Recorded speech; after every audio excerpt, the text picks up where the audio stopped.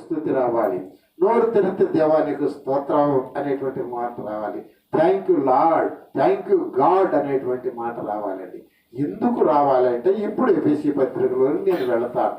FSC పత్రిక 1వ అధ్యాయము 3వ వచనం చదువుకుందాం. 3వ వచనం చదువుకుందాం. దయచేసి ఒకరు మౌత్ తీసుకోండి. మౌత్ ఎవరి దగ్గర ఉంది? గ్రేస్ తల్లి దగ్గర ఉంది. ఆయన క్రీస్తునందు పరలోక విషయములలో ఆత్మ సంబంధమైన ప్రతి ఆశీర్వాదమును మనకు అనుగ్రహించెను. అక్కడ ఆగ్రత్తండి. దేవుడికి స్తోత్రములు అనండి ఒకసారి. హల్లెలూయా అనండి. దేవా స్తోత్రం అనండి. ఎందుకన్నా మనము మళ్ళా చదువమ్మా మాట. మన ప్రభు అయిన యేసుక్రీస్తు యొక్క తండ్రి యొక్క దేవుడు స్తుతింపబడును గాక. ఎందుకు స్తుతించబడాలి? యేసుక్రీస్తు తండ్రి అయిన దేవుడు అంటే అక్కడ ఒక కారణం చెప్తున్నాడండి. ఎందుకు దేవుడు స్తుతించబడాలి అంటే ఆయన క్రీస్తునందు పరలోక విషయములలో ఆత్మ సంబంధమైన ప్రతి ఆశీర్వాదమును మనకు అనుగ్రహించెను. ఓకే, హల్లెలూయా. ఏ ఆశీర్వాదము? చదవరా తల్లి. పరలోక ఆత్మ సంబంధమైన ప్రతి ఆశీర్వాదమును మనకు ఎన్ని? 3 ఆశీర్వాదాలా? 4 ఆశీర్వాదాలు. పరలోకంలో ఎన్ని ఆశీర్వాదాలు ఉన్నాయి? ఓ హల్లెలూయా. పరలోకంలో ఎన్ని ఆశీర్వాదాలు ఉన్నాయండి? యుగాలు బ్రతికే నీకు ఒక ఇల్లు ఉందని నీకు తెలుసా? పరలోకంలో నీకు ఒక ఇల్లు దేవుడు కట్టి ఉంచాడు. ఓకే, హల్లెలూయా. ఎంతమంది కొండ పరలోకంలో ఇల్లు రిజర్వ్ చేసుకున్నారా? మీరు రిజర్వ్ చేసుకున్నారా? పిల్లమడికి ఎన్ని ఇళ్ళు ఉండయి? 30 ఏళ్ళ, 100 సంవత్సరాల, 1,000,000 సంవత్సరాల, 100 కోట్ల సంవత్సరాల, యుగాలు ఆ ఇంట్లో ఉంటాం. ఈ ఇంట్లో ఎంతకాలం ఉంటాం? ఇక్కడ భూమి మీద ఎంతకాలం ఉంటాం? ఓ హల్లెలూయా, హల్లెలూయా. అది అదిరి పడకుము, ఒకరికి నేనని ఎగిరి పడకుము. అది నాదని అదిరి పడకుము, ఒకరికి నేనని ఎగిరి పడకుము.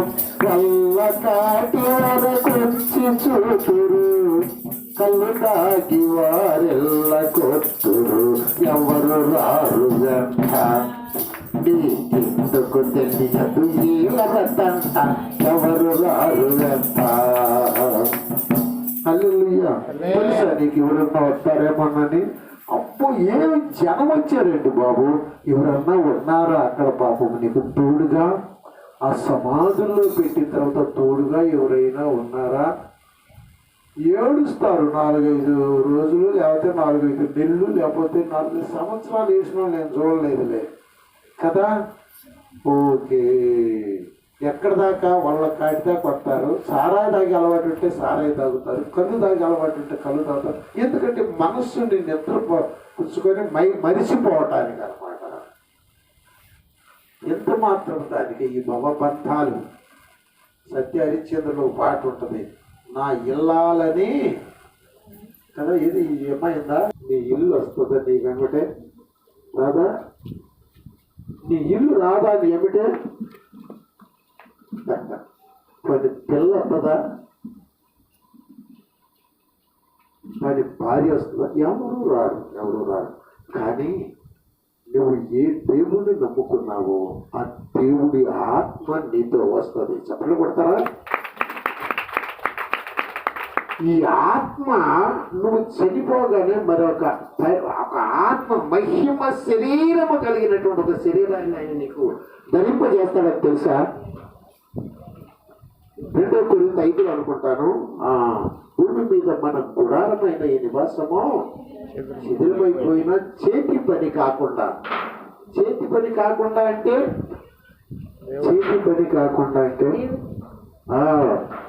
మనుషులతో సంబంధం లేకుండా మనము చేతి పనితో పుట్టిన వాళ్ళం. అమ్మ నాన్నోళ్ళు ఇద్దరు వాళ్ళ రక్తాలు కలిసి, వాళ్ళ కోరికలు కలిసి, వాళ్ళ మనస్సులు కలిసి వాళ్ళు పిల్లలు కావాలని ఎంతగానో అడిగితే మనం పుట్టిన వాళ్ళం. చేతి పని చేతి పని కాకుండా దేవుని చేత కట్టబడినది నిత్యమైనదియునైన నిత్యమైనదినైన నివాసము. పరలోకమందు మనకున్నదని ఎంత ఎరుగుదుము. బాగుందండి, నిత్యమైన నివాసం అక్కడ ఉందంటే అండి. మన దృష్టి ఎక్కడ ఏడిసింది నాయన, ఇది చాలా దౌర్భాగ్యంగా ఉంటాయి. మన దృష్టి ఈ 3 నాళ్ళ ముచ్చటైనటువంటి ఈ భూమి మీద ఈ జంజాట్ల మీద ఉంటాము. పుట్టుకుని ఎగిరిపోతే ఏమీ లేదు ఇక తెల్లారి పట్టుకు ఇంకేం లేదండి. నిత్యమైన నివాసం ఎక్కడ ఉన్నది మనకి? పరలోకములో ఉన్నదని ఎరుగుదుము. మీరు ఎరుగుదురా? ఎంతమంది ఎరుగుదురు? చేతులు ఎత్తండి. పరలోకం ఉందని ఒక్క పూరిల్లా గుడిస చెప్పుతో కట్టిందా, గడ్డితో కట్టిందా, తాటకేసి పిండి కట్టు కట్టిందా, రేకులతోనా? హల్లెలూయా, హల్లెలూయా. దేవుడు కట్టే ఇల్లు అండి అది. దేవుడు కట్టే ఇల్లు. యోహాను సువార్త 14వ అధ్యాయం 1వ వచనంలో అంటాడు, తండ్రి యందు విశ్వాసం ఉంచారు, దేవుని యందు నా యందు కూడా మీరు ఉంచండి. నా తండ్రి అంటే అనేక నివాసములు కలవు, లేని యెడల మీతో చెప్పుదును. మీకు స్థలము సిద్ధపరచ వెళ్ళుచున్నాను. అక్కడ ఆగరి. ఓ హల్లెలూయా. ఎందుకు వెళ్ళాడంటే యేసయ్య ఏమో ఆశీర్వాదం ఎందుకు వెళ్ళాడు? స్థలము. ఓకే, నీ స్థలం సిద్ధపరిచాడా? Okay, very good. చెప్పడం అంటే ఆశీర్వాదం స్థలం దేవుడు సిద్ధపరచకపోతే నీ స్థలం ఇంకొక చోట ఉంటుంది. ఎక్కడది? సాతాను రెడీగా కట్టి ఉంచాడు. అక్కడికి వెళ్ళాల్సిందే. నేను కానీ నీకు స్థలము సిద్ధపరిస్తే నేను ఉండే స్థలములో నువ్వు కూడా ఉండేలాగును మరలా వచ్చి మిమ్మల్ని నేను తీసుకొని పోతానంటాడు. సిద్ధపరిచయం తీసుకొని పోతానండి. ఇప్పుడు ఇక్కడ ఒక మాట చూడండి, 2వ వచనం సహాయం చేయండి. వచ్చాడు. ఇల్లుంటే ఆశీర్వాదం, అకౌంట్ ఉంటే ఆశీర్వాదం, పిల్లలుంటే ఆశీర్వాదం. హల్లెలూయా, హల్లెలూయా. అమ్మాయి ఆ శైలి మీ ఆయన ఎంత సంపాదించాడు అని అడగరు కానీ ఎంతమంది పిల్లలమ్మా అని అడుగుతారంట. That is blessing. అందులో కూడాను ఆడపిల్లలు ఎంతమంది, మగపిల్లలు ఎంతమంది? శైలి అంటే 3 ఆడపిల్లలు, మగపిల్లడి కోసం చూశాను. ఇప్పుడు మీరే అంటున్నారు దేవుడు అన్నాను కదా. 4లో వాడు పెట్టాడు ఆడపిల్ల, మగపిల్లాడు. వాడు కూడా కొంటాడు.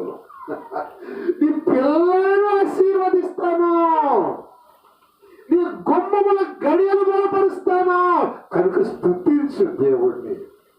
దేవుడికి స్తోత్రం చెల్లించు నీ నోటితో.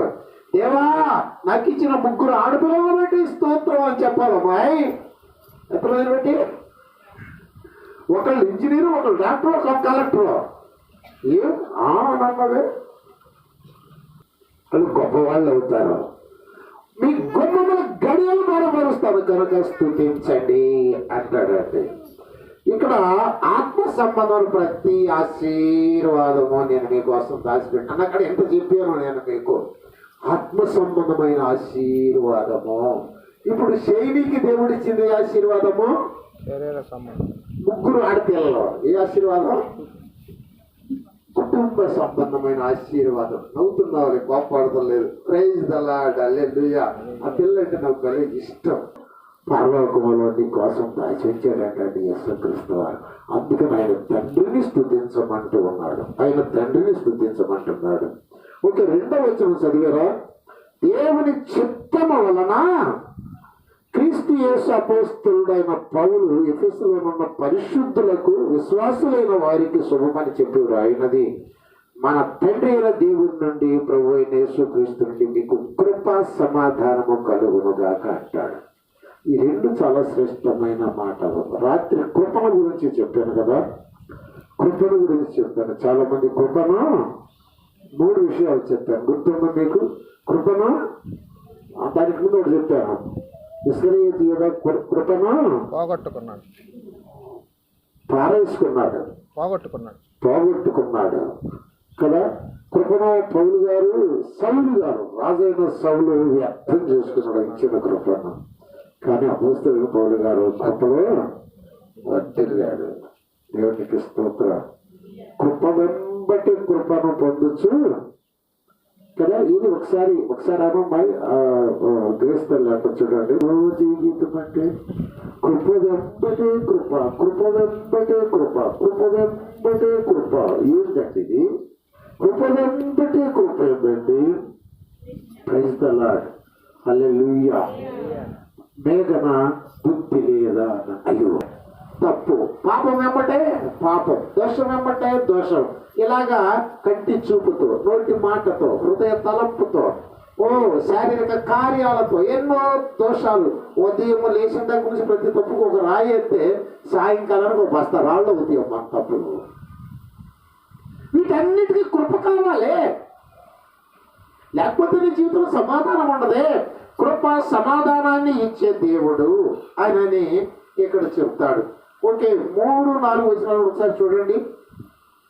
3-4 వచనాలు ఎఫెసీ సదర తల్లి నిర్దోషులమై ఉండవలనని జగత్ పునాది వేయబడక మునిపే ప్రేమ చేత ఆయన క్రీస్తులో మనల్ని నేర్పరచుకొనెను. హల్లెలూయా. ఈ మాటను ఒకసారి చెప్తాను జాగ్రత్తగానండి. పెద్దవారు దీన్ని ఏమన్నారంటే ప్రీ జెస్టేషన్ అన్నారండి. దీన్ని ఏమన్నారు? Pre gestation. ఆల్రెడీ నిన్ను నన్ను దేవుడు ఎన్నుకున్నాడంట.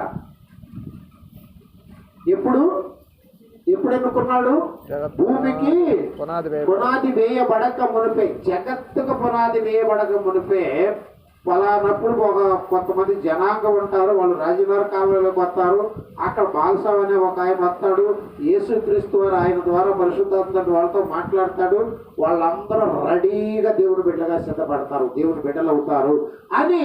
ఈ భూమికి పునాది వేయక ముందే దేవుడు ఒక నిర్ణయం చేసుకున్నాడంట. దాన్ని ప్రీ జెస్టేషన్ థియరీ అని అంటారు కొంతమంది. కనుక మనం ఎన్నుకున్నారు కనుక మనం ఏదో వాక్యం చెప్పాల్సిన పని లేదు, వాక్యం వినాల్సిన పని లేదు, మనకు అసలు ఏం అవసరం లేదు. దేవుడు మనల్ని ఇప్పుడు పునాది వేయకముందే ఎన్నుకున్నారు అనేటువంటి ఒక థియరీ ఉంది. ఆ థియరీని గురించి ఇక్కడ చెప్తున్నాడండి పౌలు గారు.